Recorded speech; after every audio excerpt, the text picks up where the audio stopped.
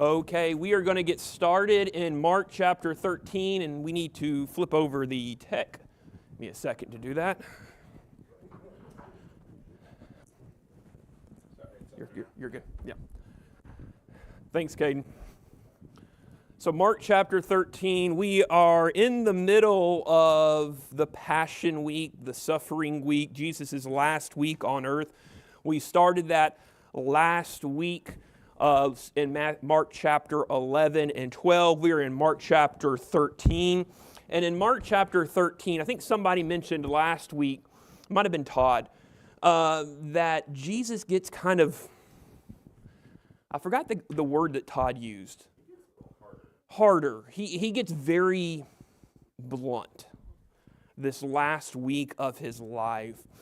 And here in Mark chapter 13, he's coming out of the temple, and one of his disciples said to him, "Teacher, look, what massive stones, what impressive buildings." Has anybody ever been to Jerusalem? What was it like? What was it like to go to the Temple Mount and the size of the stones?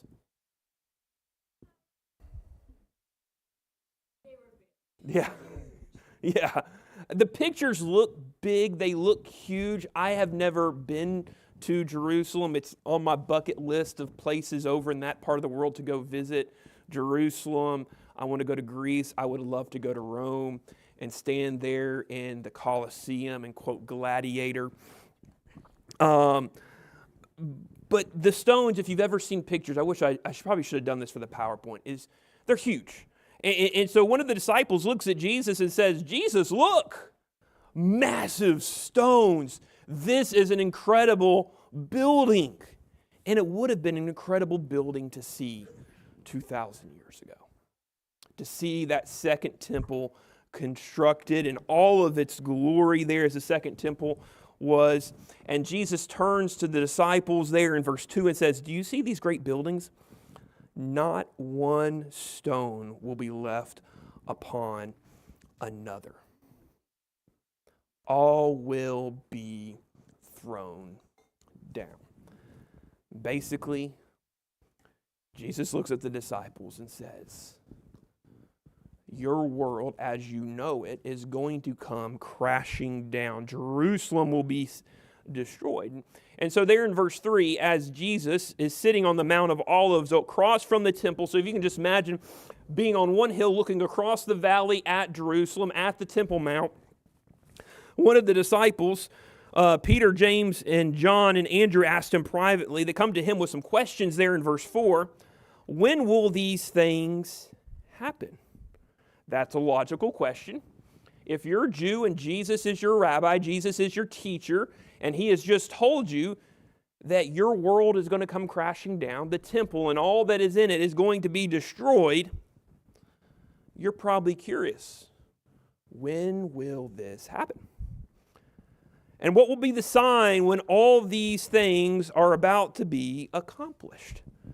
And so that leads me to the first question for today that I want us to kind of think about. How does Jesus answer this question there? And I'm a week behind in my PowerPoint. We'll get caught up. How does Jesus answer their question there in Mark chapter 13? How does Jesus answer their question? When they come to Jesus there in verse 4 and ask him, when is all this going to happen? How does Jesus answer? Yeah. Yeah.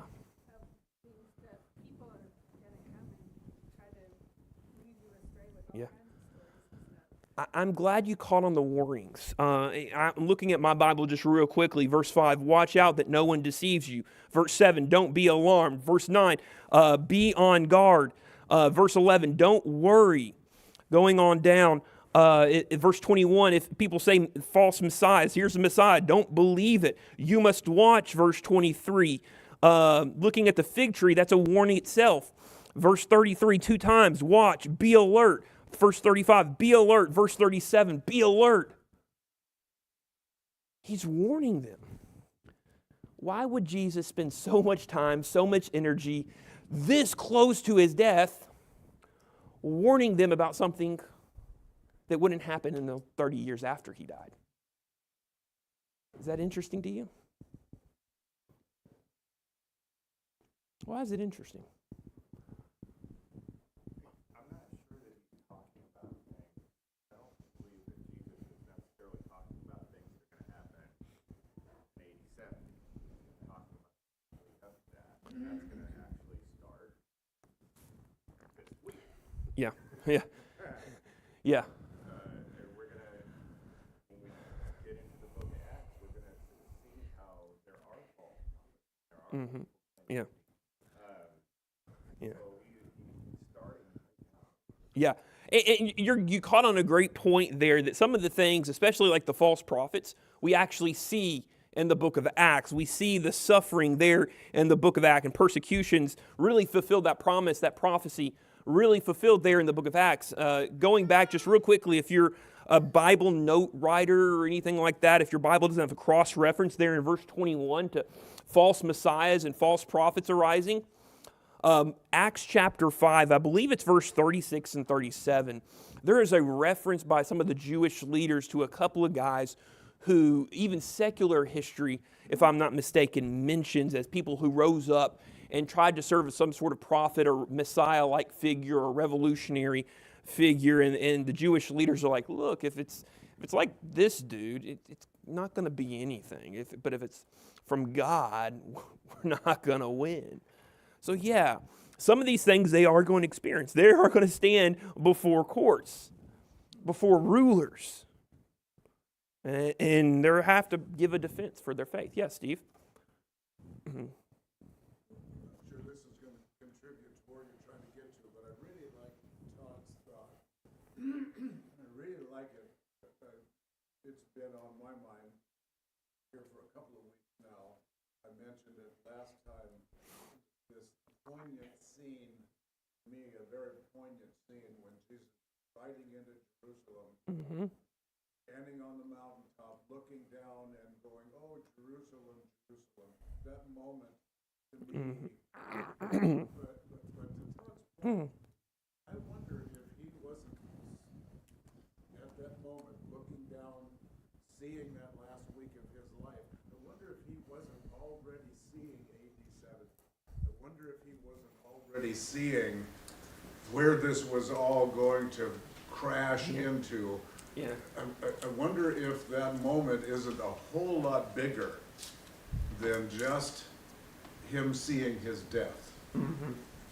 He lived in this place where he was both God and man. And I've come to see that to limit him to just being man diminishes what he was all about. He could see what the future was going to bring. Yeah. And I think AD 70 is that conclusion when every price is going to get paid. This moment is so big, it seems to me. Yeah, and you talk about bringing in from last week, Jerusalem, the emotions that he feels as he pronounces judgment. This is not an easy thing for him to see. This is not an easy thing for him to say. But I love the image Steve brought up, that as Jesus is looking across the valley, he's pronouncing judgment, he's pronouncing all these warnings, that maybe Jesus, because he is still God, can see what it looks like with Jerusalem on fire. Right. And the stones being pulled down by the Roman armies. Like, there's a scene in Lord of the Rings. This is kind of how I'm visualizing, because I'm a movie guy. Where Arwen looks off into the woods. If you're a Lord of the Rings fan, I think you may know what scene I'm talking about. And she sees her child, and she sees Aragorn. She sees the future. And I wonder if it may be a little bit of what Steve is saying there, that he looks off across the Kidron at Jerusalem and sees the temple, and he sees the smoke. He sees the legions. He sees the destruction, and it's breaking his heart. So he's passing on this word of warning to the disciples, because he doesn't want them to get wrapped up in that destruction. What else do you guys see as Jesus is trying to answer this question? That is, let's be honest, this is some of the most challenging chapters. You know, there are challenging verses in all the Gospels. We try to wrestle with what is Jesus trying to teach us. how does it apply to our life? But in general, like Mark 13 and its parallel passages in the other Gospels are some of the most debated, most challenging questions chapters kind of navigate in the Gospels. Chris, and I think Gina, I see your hand up. The first thing you have to do anytime you get scriptures like this is, what did it mean to Yeah. them? There's no, until you establish that, there's no way to Yeah. extrapolate what the implications or timing or other things might be. And so anytime you're talking about the future apocalyptic type of a language, Mhm. you've got to try and understand that. Yeah. And so this, and that's why, I mean, 9 through 13, he describes Acts Yeah. all the way up to, Yeah. honestly, to 70 AD. I Yeah. mean, that's just, to take that any other way. Yeah. Yeah. I'm like, why would they ever do Yeah. that, right? Yeah. Now, and again, I'm not trying to simplify the discussions that are warranted and need to take place, but when you jump to what it means to us before you answer what it meant to them, I think you're going down a road that's Yeah. a hard road to understand. Yeah, I think you bring up a great point. In fact, to kind of tying with what you're saying, especially there in verse 9 to 13, in terms of emphasis on persecution, that this basically the story of Acts that we see and we'll be going over with, I think, in a year or two. But one of the other things, actually, that like scribbled in my very cat scratch handwriting next to verse 9, that persecution is a theme in the book of Peter. Who is present as Jesus is saying these words? These warnings of persecution. One of the people explicitly there when they asked Jesus privately is Peter. It's hard for me to it's not hard for me to imagine, to put it that way, that Jesus may be looking back on this conversation going, I remember when Jesus talked about this, and you disciples who are living in exile, you need to remember this too. Yeah, Gina? Well, I see this passage where Jesus is talking to them no different than how he has been talking to them all along. Mm-hmm. Saying, these are things that you're going to see. These are things that are going to happen. Mhm. The Son of Man is going to be lifted up. He's been telling them all of these things. And so he's saying, don't let anybody lead you astray. Mm-hmm. You're going to see even more things that are going to seem Mhm. disconcerting, that are going to seem challenging, that are going to seem awful. But then in the end, Yeah. it's a different story. Yeah. Be faithful. Yeah. Continue on. And it seems to me he's just continuing the same kind of teaching and preparation he's been doing all along. Yeah.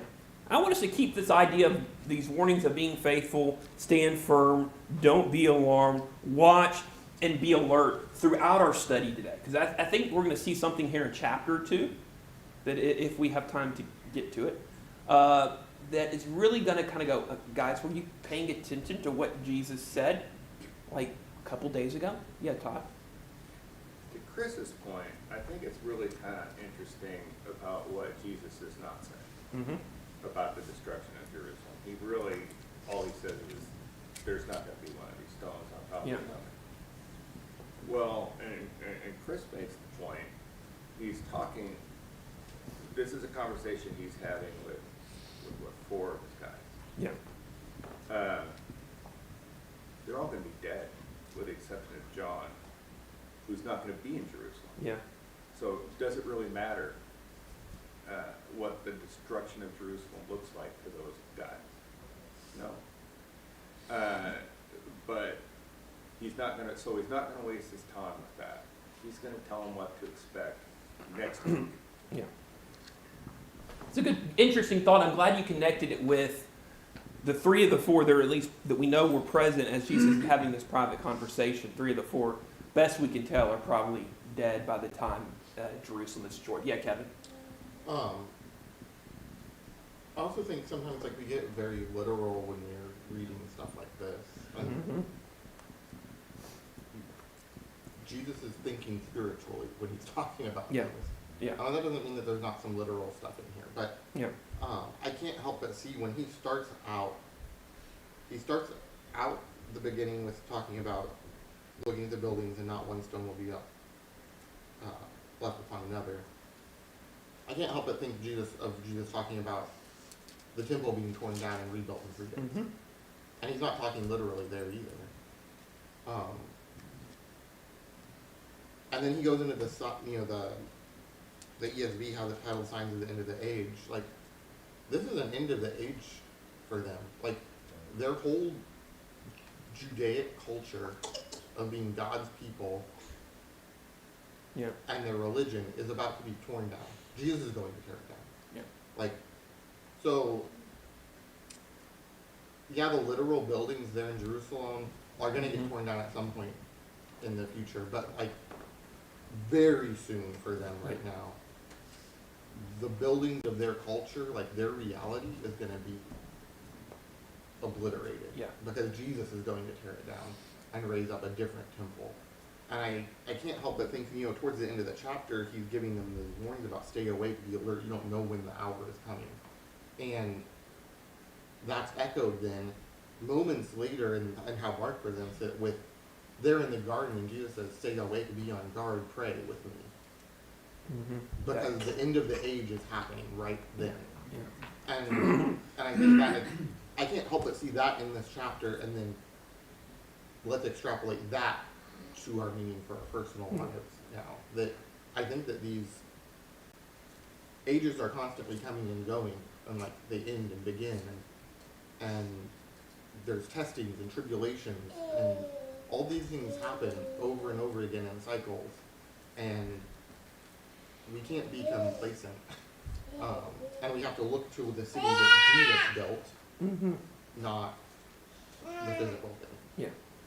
What you're saying really ties into what Chris pointed out a moment ago in terms of we need to put ourselves in their shoes and think about how these Jews 2,000 years ago would have understood what's going on, what Jesus is saying. Yeah, Chris. Well, and this is interesting because they both, I think they may have even gotten the destruction of the temple from this. They may have gotten that. What they didn't get is what you're talking about. Yeah. What they didn't get is a complete upheaval of a couple thousand years of history that is being decimated in one instance over 3 days. Yeah. And in fact, you're going to not see the physical destruction of that for another 40 years. Yeah.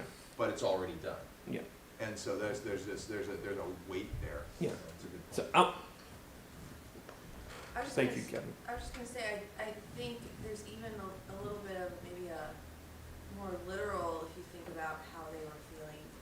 They don't have the big picture we have, right? So Yeah. if you imagine your rabbi, your teacher has been killed, and then raised, but you're still gonna get all these people questioning you and second guessing you and saying, how do you know he was the Messiah? And then within, 100 years or whatever, everything starts falling apart, and you're like, maybe they have a point. Maybe this is like God telling me maybe it wasn't the right one. Maybe we did mess this up. Yeah. And so he's kind of saying, I already know what's going to happen. I can tell you that I have the power to know that's what's going to happen. Be ready for it. Teach everyone else to be ready for it. I'm bigger than all of this. That's not a shock to me. That's not, Yeah. a surprise to my ministry. I know it's coming. You Yeah. need to be ready for it. Yeah, you bring up a good point there. Just going back, it just makes me wonder if maybe some of the Christians after the destruction happened went up to their Jewish friends and family members and said, hey, can I show you a passage from the Gospel of Mark real quick? And I want to highlight a couple of things just to kind of tie some of these thoughts together in this address. Because of time, we're not going to look at every word and break every word down, but highlight a couple of things that I hope will help us put ourselves in their shoes and also maybe address and answer some questions maybe our religious friends may bring up as they discuss passages like this, because some people in the religious world do take this to be a end of the world, as in the end of the world type of thing. Some people do. But if you look at it, what Jesus is saying, especially within the context of how they would have understood, I'm going to highlight a couple of things. Starting there in verse 14, when he talks about the abomination of desolation. Does anybody know what he's referring to? Do you have a cross-reference there in your Bibles to someplace in maybe Daniel? Okay. Daniel is anticipating and looking forward to a time of something that would happen in the intertestamental period. I want to say it was around 167 BC, but it was mid-2nd century BC. When this guy named Antiochus Epiphanes, not a great guy, by the way, went into the temple and basically desecrated the temple. And treated it just horribly and did a lot of things. We're not going to get into it today. This is not a Second Temple Judaism class. But he's looking back on that moment when their temple was desecrated by a pagan. And he's saying, remember when that happened? When you see a pagan in the temple again, when you see pagans desecrating the temple again, that's what he's telling. And then all the way down, he talks down a lot of things there, verse 15 through 23, and don't want to diminish the importance of what he's saying there. And then in verse 24, in those days, after the tribulation, the sun will be darkened, the moon will not shed its light, the stars will be falling from the sky, the powers in the heavens will be shaken. Then they'll see the Son of Man coming in clouds with great power and glory, and he will send the angels and gather his elect from the four winds, from the end of the earth to the ends of heaven. Does any of that language sound familiar to you? Does that sound like something maybe you've read somewhere else in the Bible, besides the parallel passages? Well, everything reminds me of Isaiah.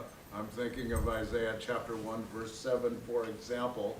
Your country is left desolate, your cities burned with fire, your fields are being stripped by foreigners right before you, laid waste when overthrown by strangers. The whole first 39 chapters of Isaiah is all about desolation. Mm-hmm. Over and over and Yeah. over and over and over again. Yes, yes. So Isaiah, you see a lot of these images in the prophets. Isaiah in particular has a lot of these images or similar images in it. Where basically, and you see in other prophecies, other prophets, I think Jeremiah has one, I think Ezekiel has one, I think even Joel has one, but a couple of minor prophets even have them. And so basically the point that Jesus is trying to get across to his disciples that are asking this question is that everything you know will come crashing down. The earth as you know it. This kind of ties in with what Chris and Kevin were just saying. That if you're a Jew, 2,000 years of your history has been wrapped up in the fact that you are a son of Abraham and that you are a child of promise. But in AD 70, when Jerusalem is burned with fire and the temple is destroyed, the age as you know it, and really that kind of starts, as they've rightfully pointed out, with the crucifixion of Christ. The world as you know it is over. The language there in verse 24 through 27, when we look at the Old Testament prophets that Jewish people would have been familiar with, they're seeing that, and that's how they would have understood it. That when you look at those images in the context of the prophets, that's how they were used. Yeah, Kevin. Yeah, I just wanted to jump in, people talk about it being 80-70, people talk about it being the end of the, the real end of the world. People talk about it, look at it and try to look at modern events that are occurring in various points in our history, like recent history, this passage has been used many times just in our lifetime.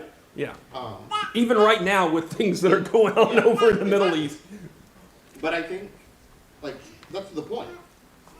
This passage applies immediately to the disciples because their end of the age is happening right then. Yeah. But for us to apply it to ourselves, for this to be meaningful to us, it needs to apply to more than just their moment. Yeah. This is, how do we look for the ends of ages? How do we prepare for these trials and tribulations and these changes? And I think the point is, we can't get wrapped up that this is yes, it's one singular event in the moment, but this represents, figuratively, many things in the future. So yes, it does represent the actual end of the world. Reading it, if this is calling to mind current events with everybody at their throats and brothers against brothers and strife and tribulation and wars, well, it's moved to. This, I don't think it, you can read the signs here and see that there's a big turning point happening in the world events right now. And I don't think that means that that's the end of the world, that Jesus is coming tomorrow, necessarily, but we need to be on guard from a spiritual standpoint. It's not about the physical events that are occurring, it's about being spiritually ready and awake for what's happening and being prepared for those trials and tribulations. And the disciples weren't. They slept on the job. They weren't praying. Yeah. Jesus is warning us right now to be awake, to be active, to be praying, to be looking. And I'm glad you're catching what we're going to see in Mark 14, I think it is, in just a minute, with the disciples falling asleep. That's kind of the connection. They're told to be alert multiple times. And when the moment comes, are they alert? Nope. They're asleep. And I can't blame them, because I like my sleep too. Chris, I saw your hand Yeah, up. it's this fight between principle, prophecy, and prediction. So, is there a principle here? Yeah, be right. Yeah. Is there a prophecy here? Yeah, there's some prophetic Yeah. pieces of this that apply to them and probably apply to us too. Is it a prediction? Yes for them, probably not for us in terms of this is the thing. I know when this happens, Yeah. it's time. But that the times are there is absolutely appropriate. And so we get lost in sometimes in the study. I love Liz's point where we've got context that they didn't have, and Yeah. God expects us to apply that context without going nuts in terms of predictions. Yeah. And that's the big application. If we take nothing away from maybe an application here as we try to understand it, the point here is I don't want us to kind of try to, a lot of this stuff was fulfilled by or through AD 70, but there's a huge application for us here, and that is to watch and be alert for when the day of judgment comes. And we see that command, that warning, that admonition, whatever word you want to use, really throughout the New Testament.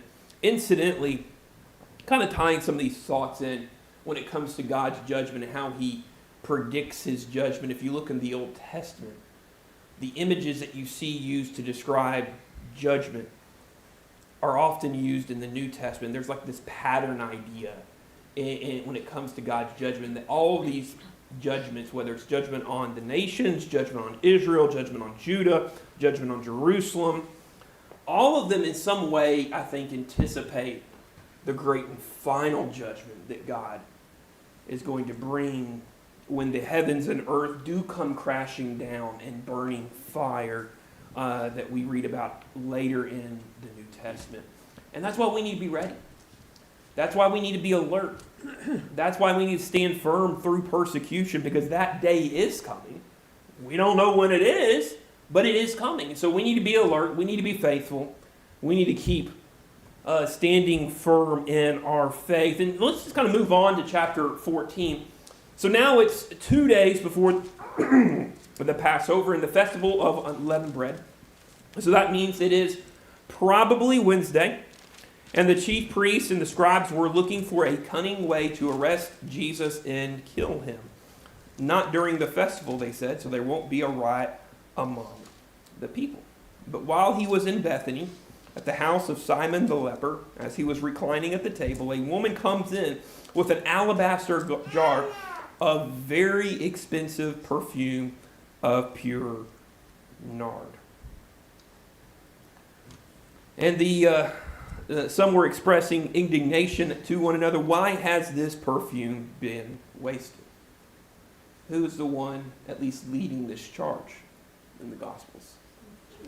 Judas. John, I think chapter 12 and verse 4 tells us it was Judas that's asking this question. That's kind of interesting for what we know about Judas and what the Gospels tell us about Judas. And for this perfume might have been sold for more than 300 denarii and given to the poor. 300 denarii. That's roughly a year's worth of wages for a worker. Modernize it. Average salary in America is probably starting salary, I think it's $40,000 or $50,000 now.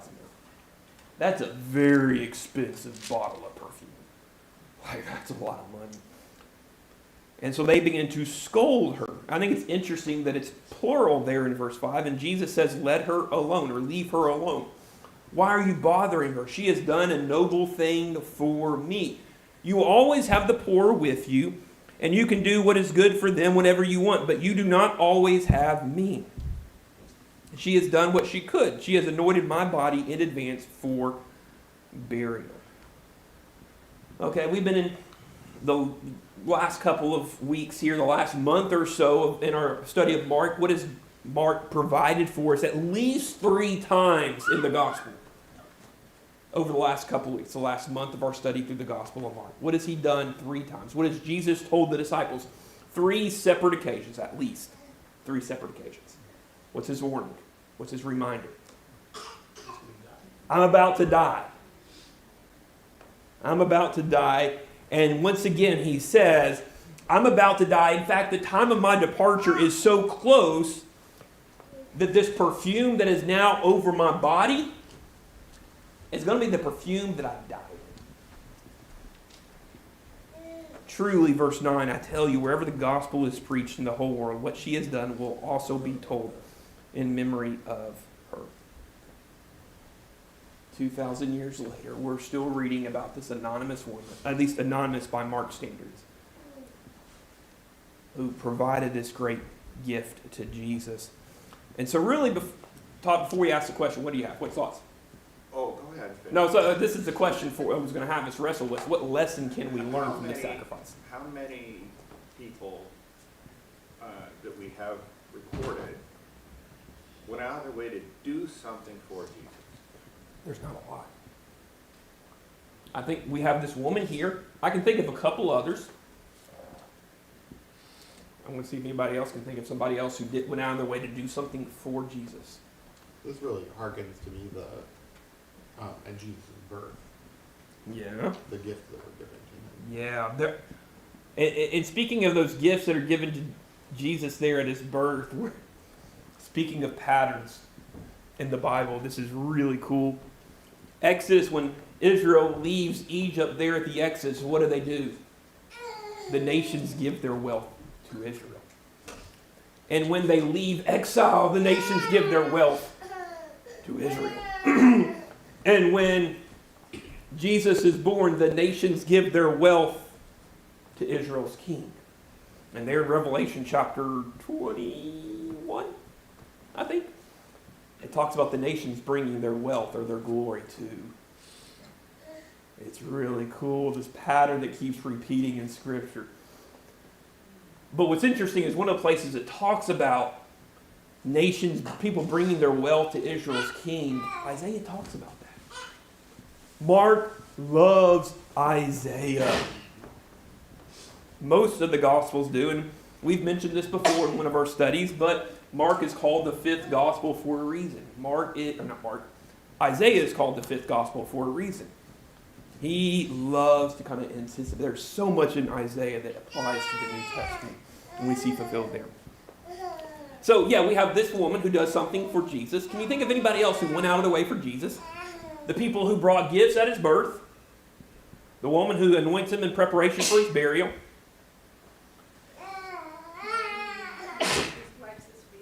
There you go. Wipes his feet with her hair. That's 3. Can you think of? I'm thinking of 2 guys. Joseph and Nicodemus, who bury him. Not a lot of people go out of their way to do something for Jesus during a short time on earth. But what do we see Jesus do? Go out of his way for everybody else. That's what we see here in this text. From this woman who brings this incredible sacrifice. Anonymous that she may be, but here she is bringing this incredible jar of perfume, pure nard, anoints Jesus. It's 300 denarii, roughly a year's salary. She is making this tremendous sacrifice because of Jesus, because of her love and devotion for Jesus. Yeah. I think it's also really cool in this lesson here that she does get something for this. Mm-hmm. And Jesus says Yeah. what she gets. Yeah. And what she gets you cannot buy for $40,000. Yeah. She made a terrific investment Yeah. if you look at it in those terms. Yeah. Investment in eternity. Yeah. Because of her sacrifice, because of her devotion, you and I are gathered today here in Seattle, Greater Seattle, we'll say King County, to look at her and her devotion and her sacrifice for Jesus. Any final thoughts all the way to this point in Mark's Gospel, verse 11? So it's the first day there in verse 12 of unleavened bread. This is probably Thursday and Passover. And so the disciples ask us, where do you want us to go and prepare the Passover so that you may eat it? And so he sent his disciples in, go into the city. You'll meet a man carrying a jar of water. He will meet you, follow him. And when you get there, when you enter, say, the teacher needs your house, your room, to eat the Passover. And so that's what they do. When evening came, it's Thursday night, he arrived with the 12, and they're reclining and they're eating. And Jesus said there in verse 18, truly I tell you, one of you will betray me. One of you who is eating with me. Go back a couple of verses. How did Judas respond to Jesus' compliment of this woman who's just dropped 300 denarii of perfume? This could have been used on the poor. We know Judas from other Gospels was greedy and would, I think the kind word today would be embezzle some money from the coffers. And so maybe, perhaps, this is just perhaps Judas is thinking, if that money was in the bank account, I could use it. Obviously the text doesn't tell us that, but maybe, just based on what we know about Judas. But after Judas sees this conversation and Jesus says this woman's going to be remembered for years, for centuries, for millennia, Judas goes off, and that's when he makes his agreement to betray him. And now Jesus is in the upper room. He's preparing the Passover. He looks around with the people who are eating with him, which is one of the most intimate things you could do with someone in the ancient world. We eat with people today, we're like, okay, no big deal. In the ancient world, to eat with someone was one of the most intimate things you could ever do. It signified relationship and fellowship and love and care, and that you were on the same page. And Jesus looks around and says, one of you guys is going to turn me into Jews. In verse 19, they began to be distressed and say one to him one by one, surely not I. And Jesus says to them, verse 20, it is one of the 12, the one who is dipping bread in the bowl with me. For the Son of Man will go just as it is written about him. And woe to him. Woe to him.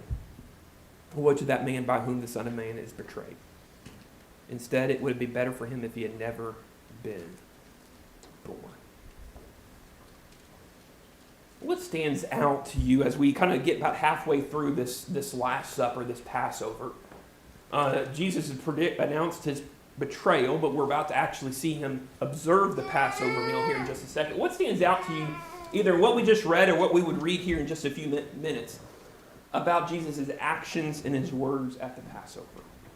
What jumps out to you? What do you observe there in the text?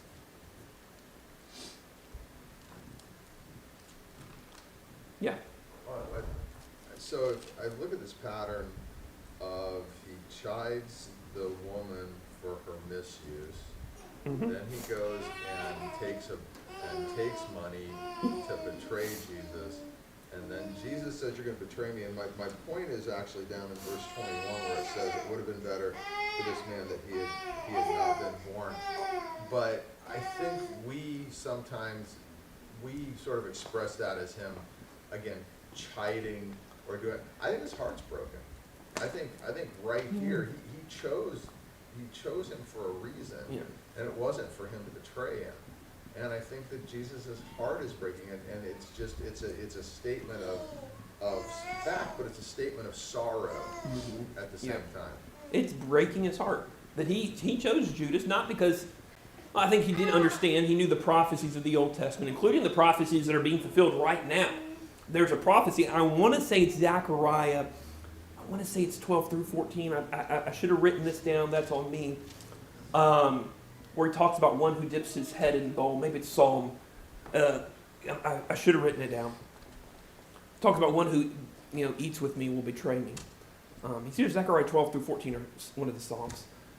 And this is breaking his heart because this is an intimate act, and he's trained him for 3 years, and now he's turning on me. Like, what's going on? It's hurting Jesus. Yeah. Steve. To kind of work with Chris's observation, and my little mind is already thinking about this time of talking about the nature of God, the characteristics of God, and mine in particular, his compassion. What Jesus' compassion just comes roaring through right here. If I was in his shoes, if I had the benefit of being able to see what was coming, I'd be feeling a lot of things right now. But what is he feeling? Yeah. He's feeling so caring and so concerned and so compassionate and so wanting to spend these last moments to lift these guys up. I'd have been just roaring mad at what was about to happen to me, but that's so, the humility and the compassion and the caring and the concern that Jesus and God has towards his people is just overwhelming, it Yeah. seems to me. And I'm glad you brought up the characteristics of God class, because I want to loop back around at the end of class to remind us about that. Yes? I think he's using it as a teaching moment for all of the disciples to what true Christian faith is. At the same time, he praises the woman and he shows his emotion towards what's going to happen next, but he does it in a controlled way. Yeah. With, all the emotions are behind it. But I think Yeah. if you're in that room at that point, it must have been very heavy. Yeah. And I think it's there so that those disciples could be reflective about that Yeah. after the fact. This is just an interesting contrast. The point you guys are bringing up here, that Jesus knows what's about to happen. He's sitting with the guy who's about to do it. And if we were in that situation and we knew someone was about to betray us and hand us over for execution in the most horrible way possible, would we be speaking so gently? No, not at all. Most of us would be throwing some chairs, throwing some punches, throwing things against the wall. But Jesus is, to Steve's point, compassion. He's showing us what it looks like to love as God loves. Thank you for those comments. Gina, and then Well, Craig. I can't imagine being Judas in this moment. When you're there and runs to the disciples, and he says, "This person that's eating with me is going to betray me." And Judas has got to be like, he knows, Yeah. because he's already been to see the chief priest, and I can't imagine what must have been going through his mind. And he's trying to, the other disciples are going, "Is it I? Is it I?" And he's going to say, "Yeah, the one who's dipping with me is the one." And Judas has to be sitting there going, he knows. How frightening must that have been for him? I think that one of the reasons he did was the human nature. I think he felt embarrassed because he got called out on the woman with the nard ring, and was kind of acting out.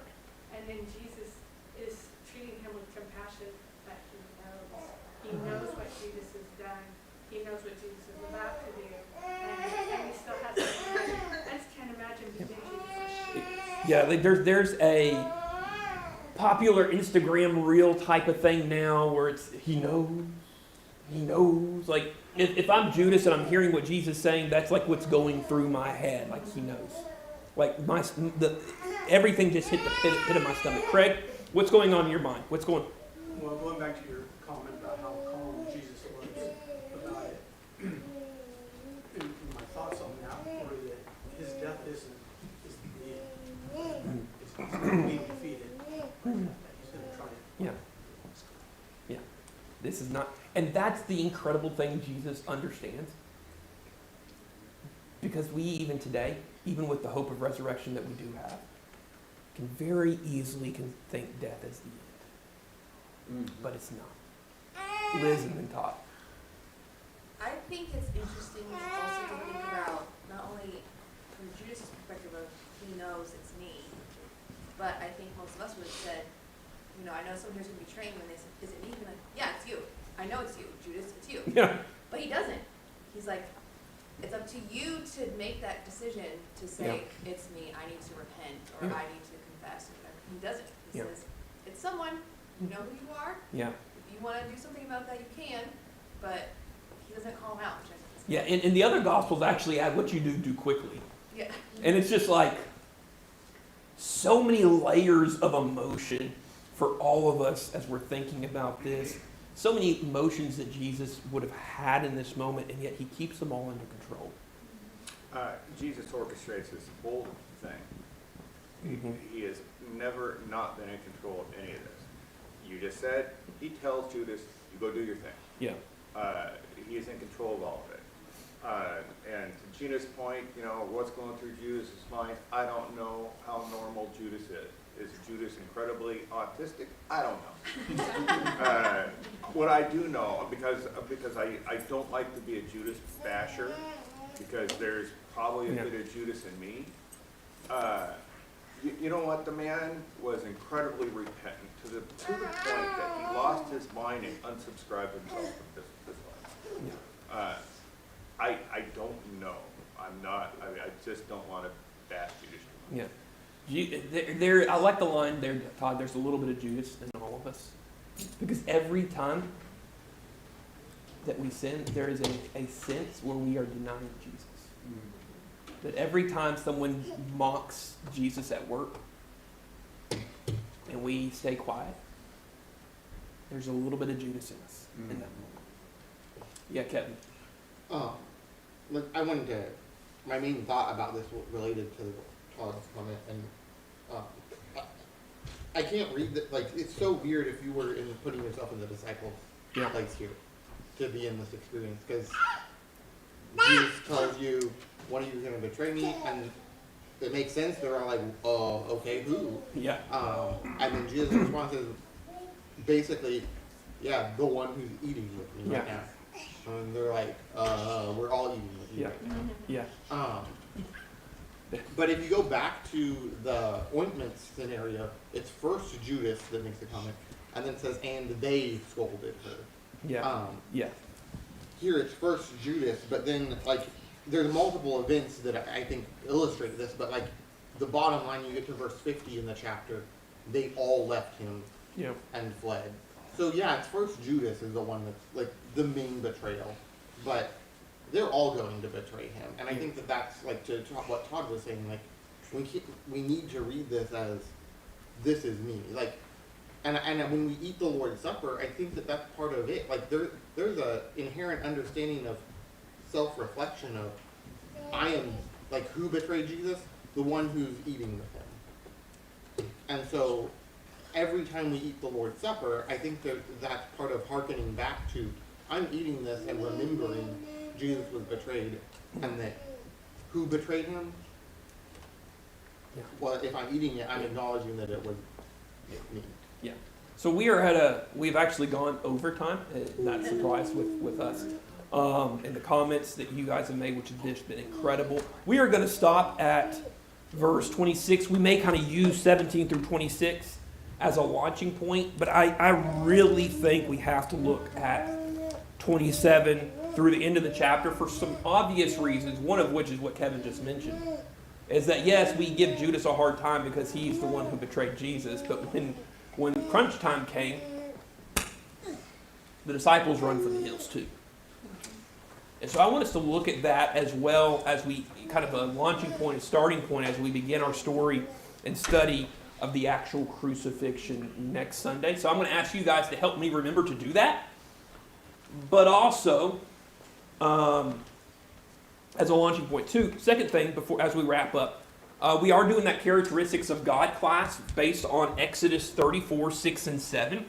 There are a couple of slots open, so if you do feel up to teaching a class, let me know. I have questions if you want to use those questions. I have text as a launching point for you to use if that would help you in your study and your preparation. But just let me know, see me afterwards, and we'll see if we can find you a spot and teaching of that class. But on that note, class dismissed.